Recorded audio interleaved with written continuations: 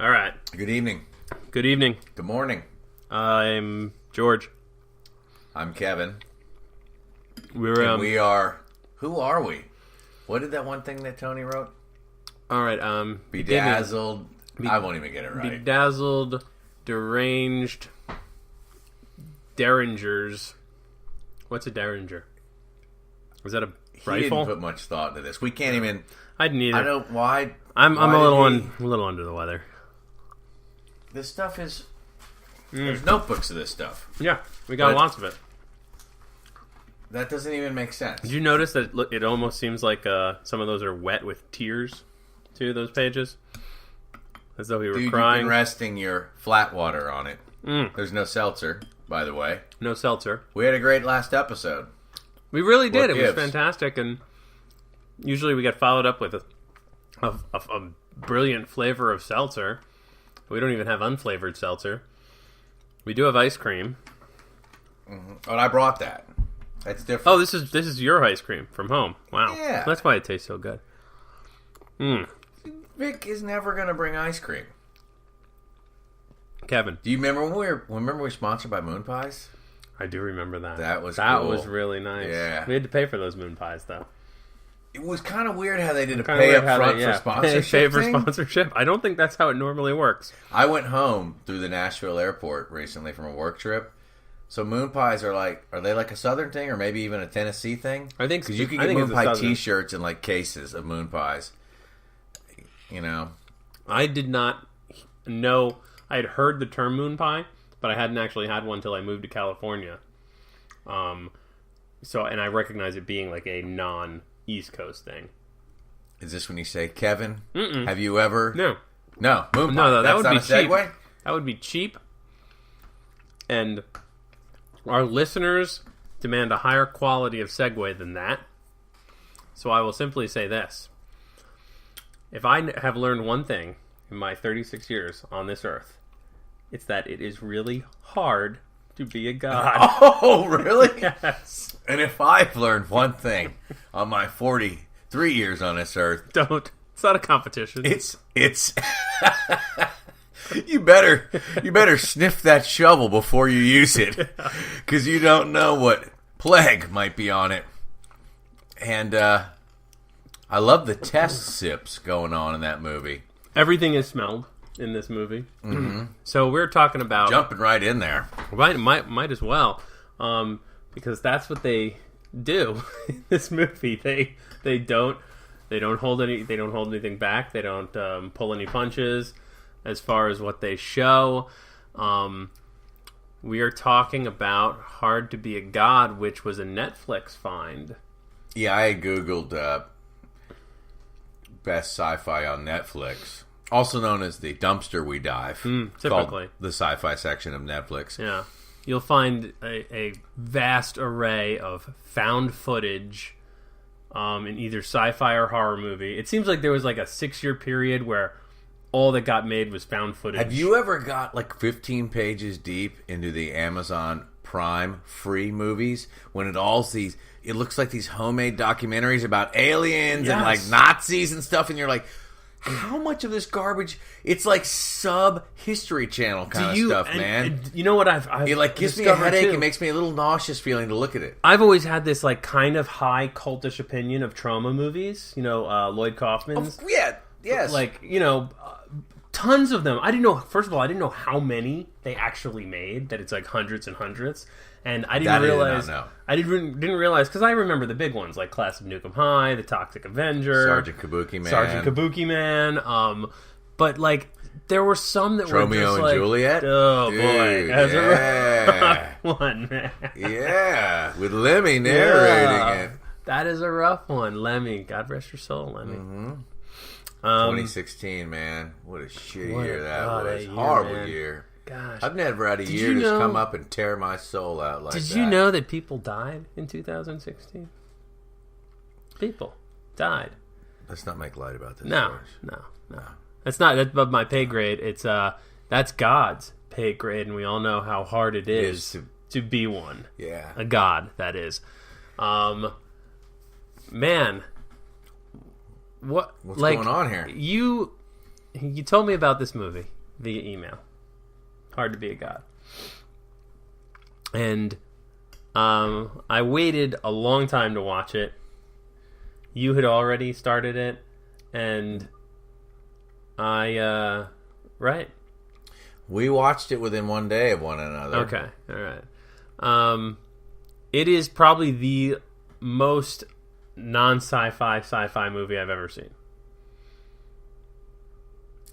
You went, George, this is not what we did on the outline. Oh, we were doing that? Dude, I don't even know where to... God, man. You want to set up the world? Because there's nothing else to talk about after we set up the world. Oh, really? Yeah. And this is how you're going? And after you blow the outline, you're going to go hardline it? Right. Oh, man. The entire movie... I knew this was going to be a good episode. The entire movie is basically the world. Okay, I want to tell you about my opening experience with this movie. Let me set the world up here real quick. Go ahead. Okay. First of all, in the spirit of Stalker, a contemporary of Andrei Tarkovsky, a German director who somehow made a Russian flick. Don't ask me how. If we were allowed to Google, we'd probably get it straight. George will post it in the notes. Nonetheless, lifted from the brothers who wrote Roadside Picnic, which is what Stalker turned into. There is a story called Hard to Be a God. It's a full novel, and it's about scientists from Earth, about 30 of them, who find an Earth-like planet, and it did not make the leap into the Renaissance, / there were forces on this Earth, political groups who did not make the leap happen. They were about to, and they just shut that thing down. They kind of dunce hat you, great leap forward, kind of communist sort of. You're gonna get drowned in shit. Yeah, literally. You are an artist. Face down in shit. You are a thinker. You are any level of even like seemingly the smallest intelligentsia. You're done. And so these 30 guys integrate into the society, and because they're scientists, have an ethic that they're not going to interfere. Yeah. And we follow for 2 hours, well, 2 hours and 57 minutes, a guy named Don Ramada, who was gone native. Totally. And it's so much. It's to the point. It is the Middle Ages. It is the dark Middle Ages. I wouldn't want to be there for 5 minutes. Dude. He's gone native to the point where, like, I was almost convinced that there was going to be some kind of big twist in the narrative. That, like, he wasn't like he's integrated. Like half the population thinks he's a dirtbag, the other half thinks he's a god. But it's a hunch. He didn't come in like on his fiery chariot. No. Fiery chariot's mentioned, but they subtly worked their way into. He's kind of like a middle aristocrat with rumors about being a god, and he roams with impunity. Yeah, but it makes me also wonder, like, is this what noblemen were thought of? Like, in our Middle Ages, like, is this how people rolled? Like, half of them, this guy's got enough money and enough clout and enough gear to surround himself. Like, this is a sci-fi flick, George. So we don't actually know if our Middle Ages were even like this. We don't. My experience with this movie, starting it, was I'm watching. The opening narration explains on some level what's going on here. 30 scientists integrated into this society. And I wonder if this was a little intentional. One of the first faces we see is kind of covered in crap and mud. And for a little while, I was almost like, all right, I already know. They've already told me this is an alien world. Is his face human looking? Because you can't really tell, because he's like covered with enough stuff that he can't really, and then he cleans up and they look just like us.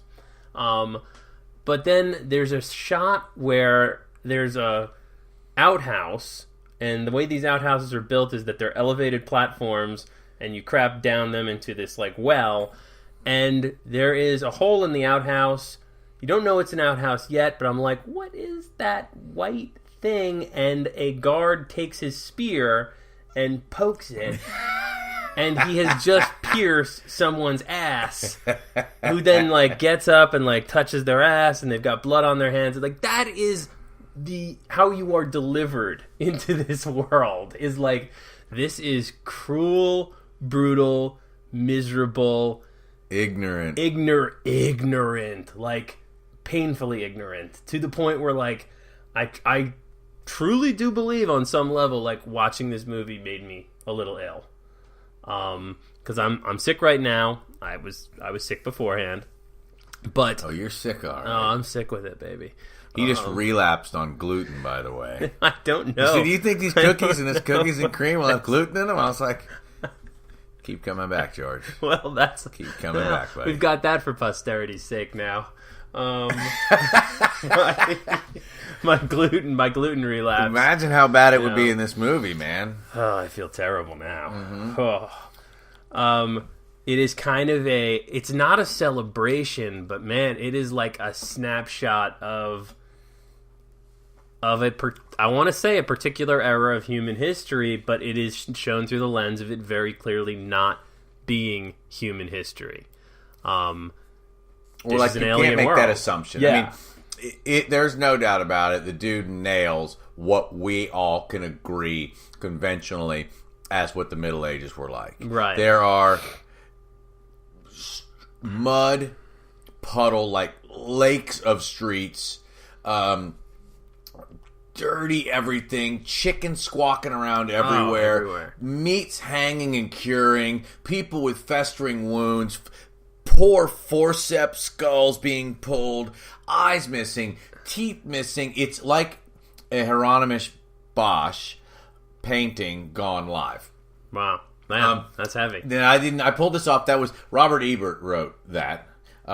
He wrote a review. He also talked about the disgusting nature of this movie. Robert Ebert reviewed? Yes. I would have thought that this would have gone like under. He loved it. Oh, okay. He loved it.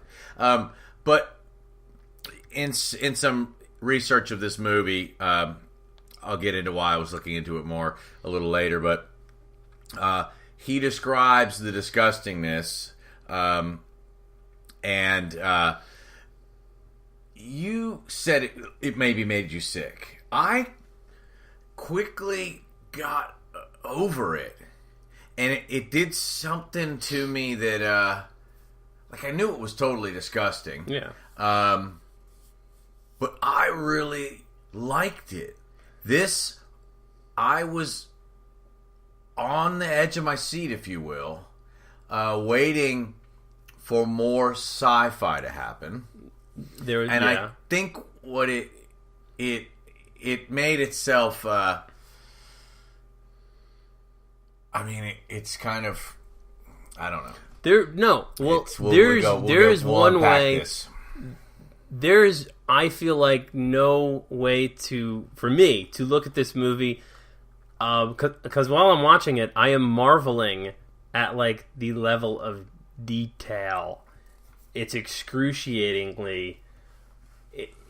When I was thinking about this earlier today, we've had some conversations in the past where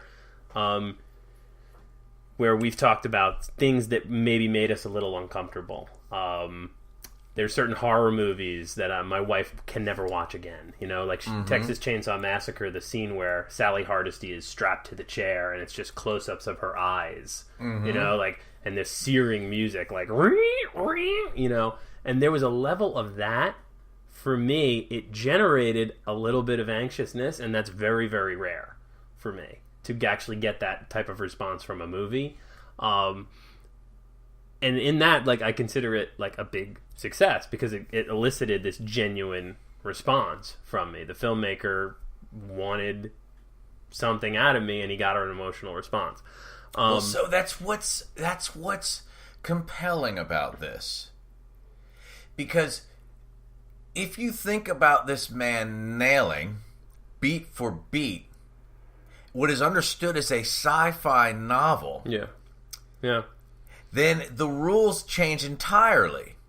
Right. So if that's a good point. If this is just a movie for 2 hours and 57 minutes of the Middle Ages, of a middle aristocrat, in what is clear that even being some of the highest tiers of society, you were just in shit. Yeah. Which, I just want to interject and say, if you walk into this movie without any primer, don't see the beginning, get some of the... you will absolutely think that this is just a movie about the Middle Ages. Would have no... It would be pointless. Yeah. It would be absolutely pointless. The ultimate move is that this is a science fiction flick. Movie, yeah, right. It's very subtle. You have a narrator come in, describe that setup we did. There is a couple guys who seem a little more elevated than the regular plebeian shit-ons. Mm-hmm. There are two factions, the Greys and the Blacks. And they don't seem like those kind of guys. And I wonder if those were some of the other scientists. The only time it's really corroborated is deeper into the movie. Yeah. So I think there's only one you can actually say you know of. But some of the more smarter guys, there are dudes, they refer to Michelangelo and or Leonardo da Vinci, and you're just like... You would only make that joke to your buddy from Earth, exactly. who might get that, like, God, man, these guys really need Da Vinci about now. Yeah, and it comes off from a guy who, like, I feel like 5 minutes earlier I wouldn't have thought was anything but a native of this planet, you know? And then all of a sudden it's like... And it's kind of like... It speaks to the level of integration that they've managed to achieve on this planet. The thing that afterwards, I'm watching the movie and I'm enjoying it. Like, I am enjoying it. Mm-hmm. I think you said it a little bit before. I'm on the edge of my seat for, like, okay, come on, where's the spaceship? Where's their true form? Where is the sci-fi in this? And I was wondering if that's a failing in me, that I needed that. Like it is, right? Because it's like this movie was a sci-fi flick, you know, because it is, and it accomplished everything that it needed to from adapting that story. So, like, the fact that I was wanting, show me where the Don spaceship is. Well, and so the way this dude set this up, it must have been so fun to design this, because there's shots where, like, there's, like, whole ravines and bridges made out of stone and stuff, and you're like, did guys have to build these, or did he find it? But he's got, like, a town. Yeah, like the whole square. And then there's a whole... the Tower of Joy, which is the name of where the priests torture everyone. And there are long shots that look like they were old castles that stretch up. And just amazing detail, dude. Like, up at the highest part of the frame is a dude suspended from his torso, just kind of spinning. Yeah. And he even barfs blood down on someone as the long shot. Yeah. Someone ends up walking up. And there's all these torture devices and stuff. But and it's gleefully done, too. But because of how well he did it, what I was waiting for was another wonderfully executed tip of the hat to perhaps the spaceship that was buried under twigs. Yeah. Or some way they beam up or out. And that's not the case. No, you don't this get movie that. is absent that but not necessarily lacking because of it. This is, for me, it's not frustrating, but it's a tough movie because I enjoyed it, but I kind of wanted more from it. I wanted more characterization and more of a narrative, and it doesn't have that. And those were things that, like, with with Stalker, and I don't like really making the comparison too much, but with Stalker, like its lack of a tacked on narrative that most movies now have, like very, very kind of expository dialogue. Hello, I am so and so. This is my job. I forgave that in Stalker because of how compelling a lot of it was. You know, the shots were very, very, like you say, meditative. This I felt was lacking that. It was just kind of like endlessly gross and in some cases kind of boring. It went past that for me. It was the same meditations, but on a different level. I think it wasn't like it provided the space to imagine the narrative. Mm-hmm. So there's a couple things. Don Ramada has clean white handkerchiefs that he's always wiping himself with, and then kind of wadding them up and throwing them in people's faces. And of course, in this stage, people are grabbing that like it's gold, and they're grabbing it. And I was wondering, is that like this belongs to Don Ramada? Like, because he does it to a village person. I think it's utilitarian. But that's what I thought. I didn't think it was because it was Don's. But he has this kind of white, blousey shirt of the time. And there are times when is there something scraped against the shirt and it sparks? Or there's just a couple of magical camera tricks which make you think that perhaps this guy's wearing a substance that protects him. Because one thing I always was wondering is, why doesn't someone just ram a knife through this guy's throat? Yeah. But there's a reverence and probably a fear of him. I figured he could be a god. And he's surrounded himself with, sycophants and the girl, man. Yeah.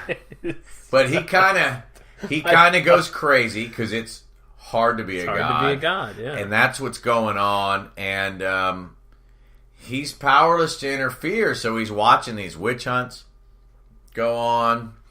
He gets captured at one point and just kind of breaks out of it and turns the whole scene on the guy. Yeah.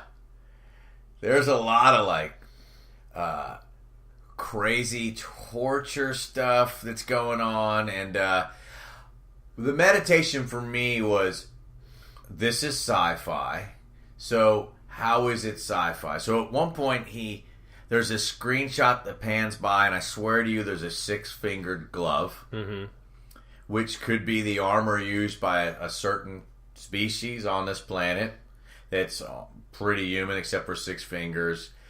And I swear to you, check it out when you watch it. I didn't stop and pause it, but there's an emblem from the Black Sect that's passed on. It looks like a Christ, but it looks like it's a 2-headed humanoid. Well, there's also you're like these subtle things where there's a fertility statue in the beginning. Yeah, that is clearly like I initially took it as like a demon, but it looks like a human with a grotesque face. So there are and it's got a huge erect penis too. I mean, there are certainly like kind of alien nods, and again, like it makes me wonder: did he just find this place and is shooting or is this all created and everything? Like that opening scene when it just pours rain, and the description is the rain is short and sticky. I thought that's all I needed to kind of be transplanted into this alien world, because it was sort of hot, it was sort of kind of cold looking at times, and there's just so many details. So many, I would recommend watching this movie. Absolutely, take the 3 hours, because it's just cool. You will sit down, and for me, it was almost like this. This is too gross to be human. Trip that I was kind of on. Like, this is so and I'm using language like nauseating and gross, and I'm trying to make them absent their negative connotation, because really what it is that I truly believe there was a level of artistry to this for it to have elicited the response in me that it did. That like Kevin just said, like one thing that I hadn't thought of, the meditation in and of itself is, all right, I'm watching a sci-fi movie, and now I'm going back and I'm thinking like, okay, well, Don always presents himself. He's the smartest guy in the room. And there's a level of intellect to him that is apparent. And he looks like Roy Schneider, dude. So he's running around like a cool Roy Schneider, just sort of like... He looks just like Roy Schneider. You don't know what you're talking about. Like, people will aim spears at him, and he'll just kind of grab him. Yeah. Force the guy down by the end of the spear and put his face in shit and hit him a couple times and just... you just assume there's shit everywhere, too. Because I think nasty. There is. Yeah. It is nasty. Nasty stuff. At one point, he picks up a goblet, and I was like, "Okay, well, this guy's an aristocrat. He's but he picks up a goblet that has some wine in it, and he just fishes his fingers in it for a second and pulls out a lump of something. And I don't know what it was about that scene, but it was just like, even this guy who is thought to be a god is not spared the brutality and grossness of this world. No, they have like these saucepans of fucking milk, and they're like, have some milk, and they'll take it and they sniff it because everything must have spoiled then. And then even if it's not spoiled, you taste it and you go, spit a little bit back out, and then you drink it, man. And this is a movie where when you swat flies, you then eat them. Yeah, dude. And there's just rot. There's like bodies that are kind of like skeletons that are kind of stuffed with straws, like in the proximity of your bedroom, just hanging and out stuff, and like the smell. And then he's kind of afflicted too. He's always talking. He wants to see a medicine man. He'd like to get medicine for his ears. His ears, yeah. And he gets these nosebleeds always at this time of the year too. So the plugs, you can just see him sort of being plagued by having to live here, and they're studying. So it's sort of like we've talked about, hoping at the end there will be some, spaceship that they pull out. But basically, these two factions kind of swap places, and he's still a Don, and he kind of does a little bit of a freak out, right? Yeah, there's like a meltdown, and that's kind of where the resolution it just kind of went. But he decides that it's that he's not going back. Yeah. So one dude shows up for sure and says, I think you should go back to Earth, or we can go back to Earth. And he says, I'm not going, man. And he's just sort of done.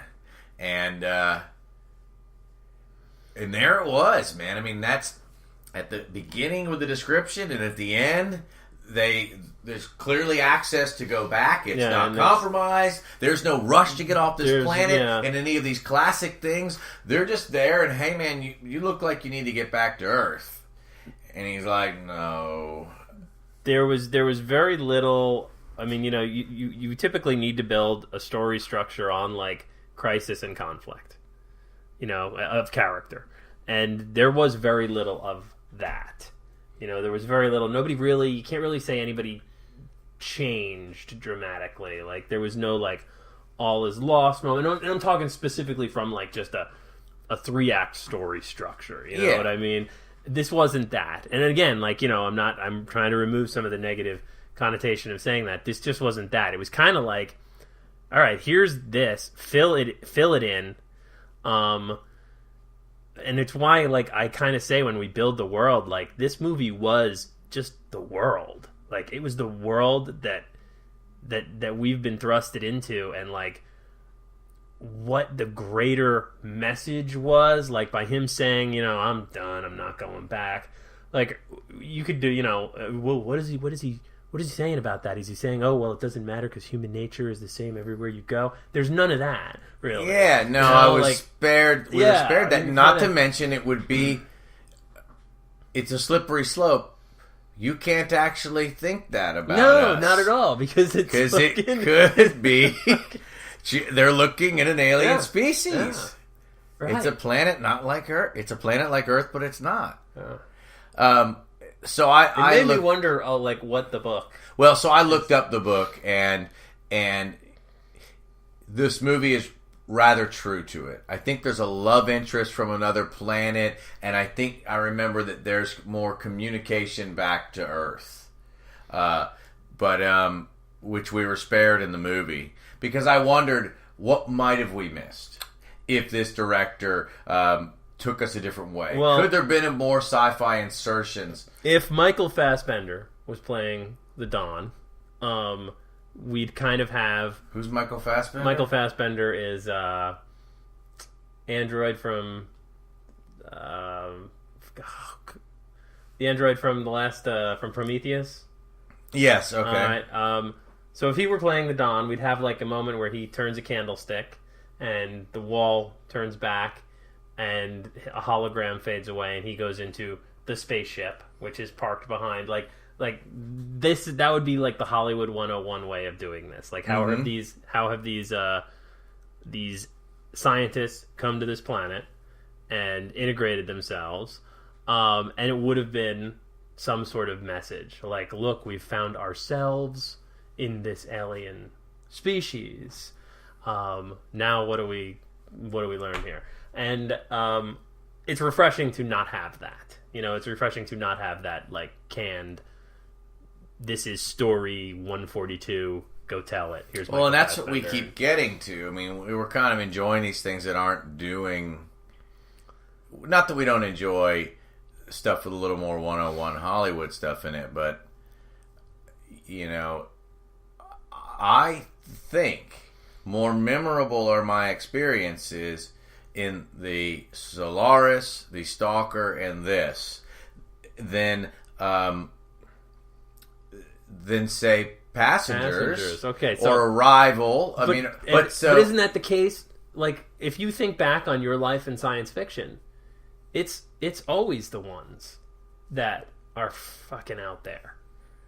Like, it's always the 2001s and the Solaris, and which is it's not the safe ones. Which really is my conflict with sometimes what we deal with on just the visual media of science fiction in this podcast. Yeah. Because you can go, 7 out of 10 books are going to do what this movie does. What? 1 out of 10, right? Movies, and it's engaging in a different way. This movie reminded me of a slow spot. Werner Vinge's. They're called Zones of Thought series, and that's Fire Upon the Deep and A Deepness Upon the Sky, or Deepness in the Sky, whatever the hell they are. And in Deepness, there's a group of people and aliens that travel back to a place through the slow zone, and they find a planet which is having its own battle and conflict. A group called the Flensers, and they're an alien wolf species. They're a dog species, man, and like everything's pretty dark ages and screwed up, and there's a new tech that's advanced to them where the dogs can wear these suits and have more sensory group-like thinking because their minds are barred from collectively thinking. And they're ultra-violent and ultra-crude and mired in a dark age. And I'll tell you, it's slower. That was a slower read. And I wonder if reading this book, you don't let it in like... I do some of the older sci-fis where I'm like, I can see how this was called sci-fi because the doctors came to visit the planet. Yeah, right. So it's framed in a way, reminds me of like The Turn of the Screw by Henry James. Is it Henry James? William James is his brother. William James is... And then here, yeah, Kevin. Yeah. Wait, clickety goo. Sorry, man. I lost the last 20 minutes of my memory due to my gluten infused. Yeah. Did you just come to, man? Hey, where am I? Man, where am I? Is it the Middle Ages? Is it that riveting? What I was going to say? What I want to say is there are stories that get framed. It was kind of frame weird. up. Customs House is the 50-page intro to the Scarlet Letter. And there was a time when they framed books like this to tell a story.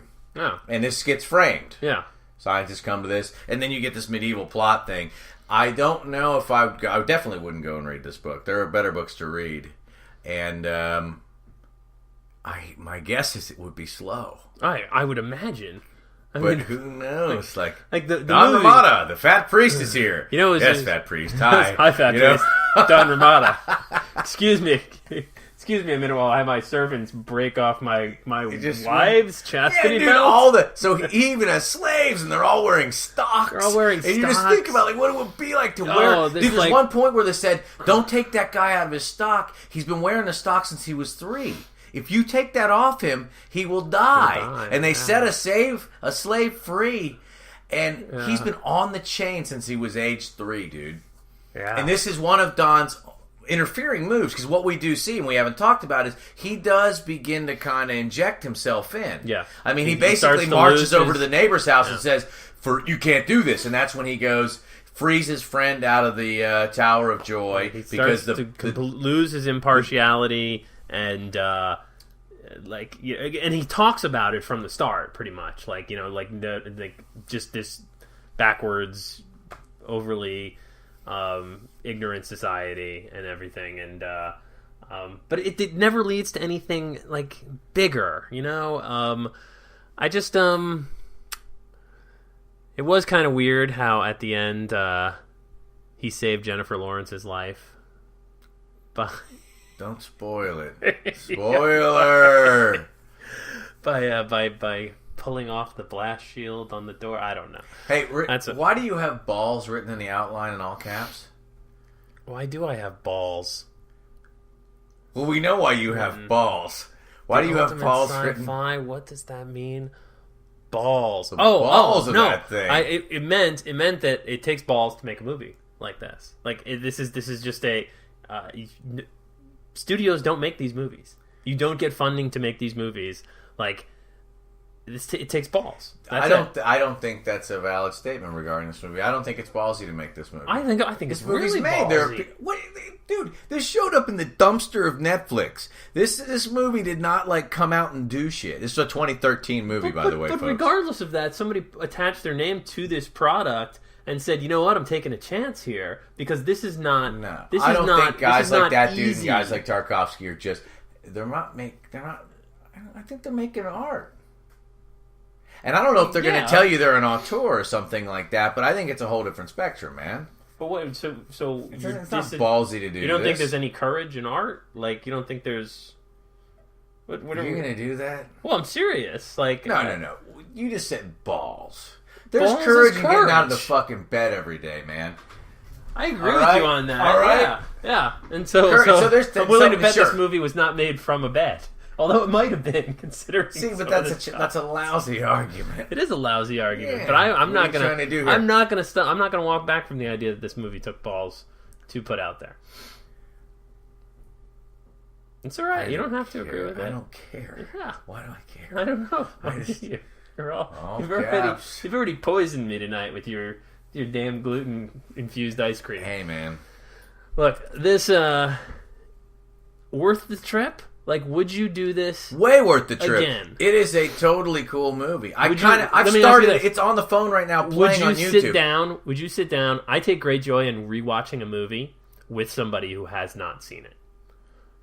I do not think I'd do that with this. I don't know if I would. There used to be a time when you have that thing on the videotape and you're like, "Hey, bro, let's watch this." You got to see this, man. This is kind of like this. I mean, it's not realistic that I'm going to do this again anytime soon, but I'd watch it with you again. This one is cool, man. It's that was something. It was I kind of would like way better than any movies I've seen in a while. I kind of would like to. Well, yeah, I agree with you on that, actually. Yeah, but only because I haven't seen many movies recently. Well, you listener, you know what we've seen. But I've seen at least. Well, yeah, but this wasn't as good as seeing as Stalker. It was in the same vein for me. It was at the same definitely the same zone. There was And I understand that the subjectiveness of beauty, but Stalker was beautiful.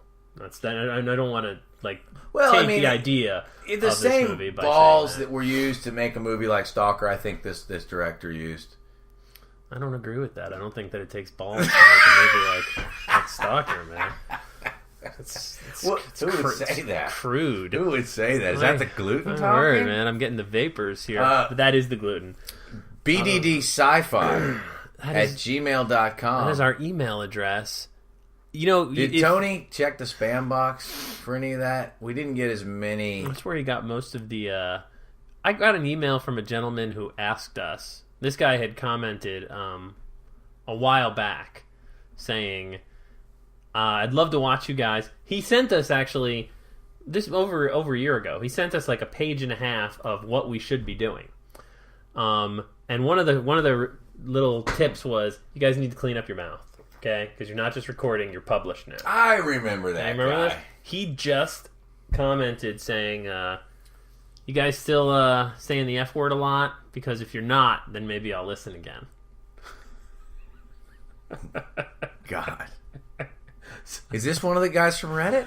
Where was he? No, this is like a... How's Reddit doing? This guy... I don't know, man. In general, or you mean as far as their reaction? I mean, in the us? subreddit sci-fi, where busy dads do sci-fi, or busy deviants suck frost from tailpipes. Threw another S in there, man. Busy deviants. It's hard to keep this in line, man. It really is. This dude. I'll tell you who loves us. The sci-fi print subreddit. They adore us. The science That's fiction, ironic, It really is. I don't think it's ironic, but it might be like newly ironic with one of the new definitions that Webster added because of how people are misusing irony. But science fiction subreddit loves us. The sci-fi subreddit does not love us at all. I don't even know how to locate Science that. fiction does. Sci-fi not so much. Weird. Yeah, a little weird, especially since I love sci-fi more than science fiction. That's not a thing to me anymore. Nah, you guys tried. Adam tried to. Adam really what tried was that? to punch that in. It was that like post jargon? Once you get into the like postmodern, modern, post deconstruction, modern, post feminist. Did you say deconstruction paper? Yeah, deconstruction paper. Hey, we're busy dads. We're busy dads. I have man. some downstairs in multiple colors. All these things, popsicle structuralism. I'm just like, it's a book, it's a movie, it's a comic. Whatever. Yeah, I'm not big on labels. So, the ultimate sci-fi, the most reduced sci-fi ever. Man. Like, I mean, it got here onto this podcast. Put this thing in a crock pot and leave it on all day and reduce it. 'Cause you can't go anywhere else with that. Like, it is just... There's not one... If you turn the TV on mute... I don't know why you would do this, listener. You know what? If you do this, you're crazy. Actually. Yeah. But you will not know. We like you. We accept you here in this community. You will not know that you're watching a science fiction movie. And I am hard-pressed to think of another science fiction movie that accomplishes that. That doesn't at least provide some visual element that, like, oh yeah, it's probably a sci-fi movie I'm watching here. Look at that. Look at that. What there. would that be? Off the top of my head, I can't think of one. But... Again, well, that reminds me. There could be like William James. No, it's like 50, probably. No, it's like off the top. Of my head. No, it's like Oprah Book Club stuff. Page 1 says, a couple scientists took a spaceship here to this environment. Chapter 2, Tess never liked being away from Bill. And then. Talking about, and then in the book ends and it goes, and they flew away. And then they flew away on their spaceship. Mm-hmm. Congratulations, great research, guys! And they high five and teleport back. Or our favorite. Oh damn it! Why am I snapping? This is not a visual medium. I'm gonna have to cut this out right here. The Tony will. No. The woman's primer. A woman's things. A woman's primer. Yeah. Are we going all the way back to why we shouldn't read? Hey, here's this book awesome we can't remember. Book we can't remember, or a young lady's primer. What was his name? Neil Stephenson's. Neil Stephenson's. The name of our podcast is actually the title of the book as well. The name of the podcast. That episode? Anyway. We've lost it. You've lost it. Wasn't that good? Listener, you haven't lost it. Because if you go find us on the internets, you can listen to that episode. You're trying to think of it. Don't think of it. All right. I'm going to cut this whole thing out. Neil Stephenson. That Neil Stephenson one where it starts off with Bud rocketing through the desert get out of here. wasteland. Don't rehash. It's not even worth rehashing. It's like, oh, here we go. Don't read that. Back to post-modern Victorian nonsense. We lost it, man. Blew the ending, man. I always blow the ending. But just like, don't, Kevin. Just like It's Hard Being a God. It kind of blew the ending. No! I was going to say, if we keep this ending, it's like It's Hard to Be a God, because then we get to see the whole thing. Yeah, that's true. I think one of us would have to just shit on I'm about to fart. Hold on. There's a couple flies in that. Hey, you mind if I lick the bottom of this bowl? Oh, be sure to grossly smell it first. They smell, for some reason, he's like smelling the ends of like shovels and stuff, like as if he were like a dog that was like tracing the history of where it's been. That's a good smelling shovel. Look at that. And they've got like flour infused water, and every once in a while he'll just splash it on someone because they smell horrible. They smell terrible. You know? And then he's going to have sex with this girl, and she can't get her chastity belt open because she's got her mother's key in her hand. So one of his gross servants comes over with like this clamp and just pops it off. Yeah. And people like there's one naked chick in the bed, but she's kind of got this weird like rash, like eating a hole in her ass, but it's still like the only thing that like someone will hit in that time. And there's like 20 guys just wearing Iron Maidens just hanging around the bed like, Don Ramada, I loved you in Jaws. Oh, it's a gross movie, man. Yeah, it is so good. All right,